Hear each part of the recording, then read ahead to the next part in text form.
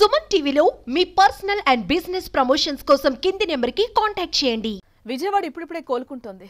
ఇప్పుడిప్పుడే కాలనీలోకి చేరిన వరద నీరు తొలగి ప్రజలకు ఇబ్బందులు తప్పాయి. బుడమేరు గండి పూడ్చారు. అందరూ గుండె మీద చేయి వేసుకుని హమయా అని ఉన్నారు. ఇంతలోనే మరోసారి బుడమేరుకు మళ్లీ వరద అంటూ వచ్చిన పుకార్లు విజయవాడ వాసులను ఉలిక్కిపాటుకు గురిచేశాయి. ప్రజలంతా శనివారం రాత్రి తీవ్ర భయాందోళనకు గురయ్యారు. సోషల్ మీడియా వేదికగా శనివారం బుడమేరుపై వదంతులు వినిపించాయి.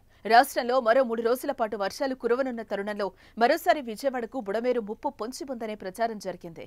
విజయవాడలో పలు కాలనీల్లోకి మళ్లీ బుడమేరు వరద వస్తోందని జక్కంపూడి కాలనీ, కొత్త రాజరాజేశ్వరిపేట సహా పలు కాలనీ వాసులు జాగ్రత్తగా ఉండాలని విస్తృత ప్రచారం చేశారు. బుడమేరు కట్ట మళ్లీ తెగిందని ప్రజలను భయపెట్టారు. దీంతో ప్రజలు ఇళ్ల నుంచి బయటకు పరుగులు తీశారు. అయితే బుడమేరుకు మళ్లీ వరద వచ్చిందనే ప్రచారంలో నిజం లేదన్నారు. అవన్నీ వదంతులేనని, అధికారిక ప్రకటనలు మాత్రమే నమ్మాలని విజయవాడ ప్రజలకు అధికారులు మంత్రి నారాయణ సూచించారు. కలెక్టర్తో కలిసి మంత్రి కంట్రిక ఉడా కాలనీలో పర్యటించారు.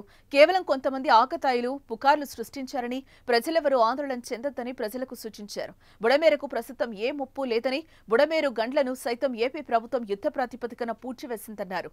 ప్రజలను భయాందోళనకు గురిచేసే ఇలాంటి ఫేక్ న్యూస్ ప్రచారం చేసే వారిపై కఠిన చర్యలు తీసుకుంటామని హెచ్చరించారు.